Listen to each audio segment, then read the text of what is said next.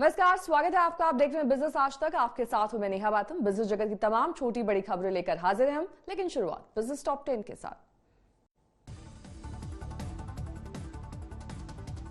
RBI ने नए digital payment platforms पर लगाई रोक। रेगुलेटर ने डेटा सेफ्टी चिंताओं के चलते लिया फैसला। कोरोना की वजह से ऑनलाइन रहने की आदत के शिकार हुए हर 3 में से 2 भारतीय। Cyber security company Norton life lock ने एक सर्वे में किया है दावा।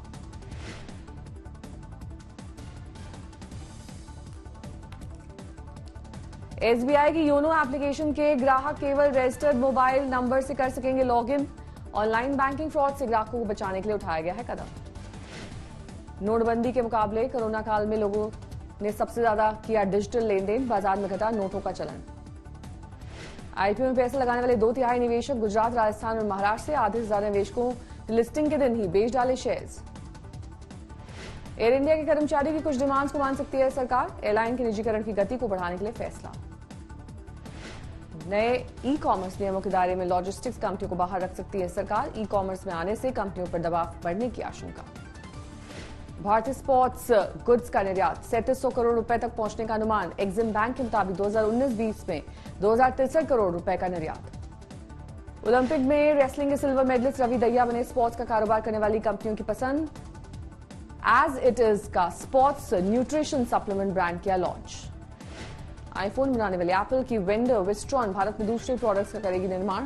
मोबाइल डिवाइस, आईटी हार्डवेयर और ई वाहनों तक की कर सकती है मैन्युफैक्चरिंग।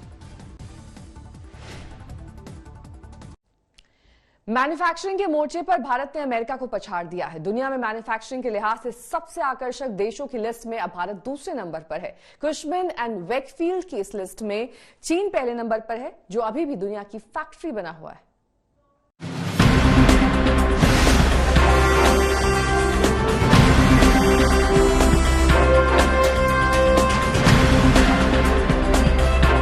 आत्मनिर्भर भारत मुहिम को जोरदार सफलता मिलने का दावा कुशमैन एंड वेकफील्ड की रिपोर्ट में किया गया है। इस रिपोर्ट के मुताबिक भारत मैन्युफैक्चरिंग के मामले में अमेरिका से भी आगे निकल गया है। नेशनल मॉनिटाइजेशन पाइपलाइन का ऐलान करने के बाद भरोसा जताया जा रहा है कि इससे इकोनॉमी के हर एक सेक्टर को फायदा होगा और आखिरकार देश में उत्पादन को बढ़ावा मिलेगा।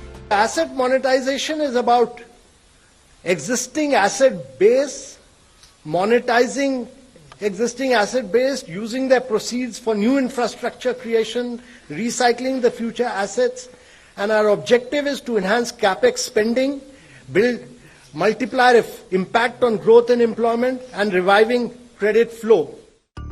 अगर बात करें कुशमैन एंड वेकफील्ड की रिपोर्ट की, तो इसमें बताया गया है कि कम लागत की वजह से मैन्युफैक्चरिंग हब के तौर पर भारत की पहचान बढ़ी है।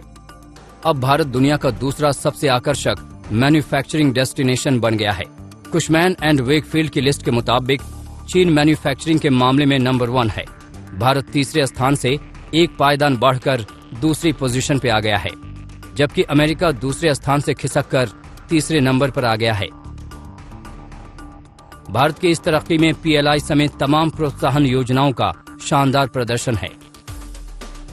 पीएलआई के जरिए कंपनियों को भारत में अपनी यूनिट लगाने और एक्सपोर्ट करने पर रियायत के साथ साथ वित्तीय मदद भी दी जाती है। इसके जरिए अगले 5 साल में देश में प्रोडक्शन करने वाली कंपनियों को सरकार 1,46,000 करोड़ रुपए का इंसेंटिव देगी।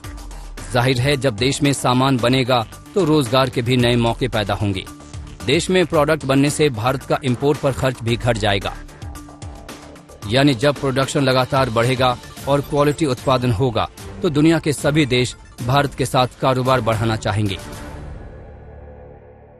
अंतर्राष्ट्रीय बाजार में भारत की छवि अच्छी है। भारत से लोग व्यापार बढ़ाना चाहते हैं। भारत के सामान की गुणवत्ता के कारण, भारत के लोगों की मेहनत के कारण लोगों में चाहत है कि भारत से सामान अधिक से अधिक खरीदें। अब भारत के सामने अगली और बहुत मुश्किल चुनौती मैन्युफैक्चरिंग में चीन से आगे निकलने की है। इसके लिए कहा जा चुका है कि ये काम चीन की नकल करके मुमकिन नहीं है। दुनिया का नया मैन्युफैक्चरिंग केंद्र बनने के लिए भारत ग्रोथ के नए उभरते क्षेत्रों पर ध्यान देकर ही कमाल कर सकता है। आदित्य के राणा, आज तक।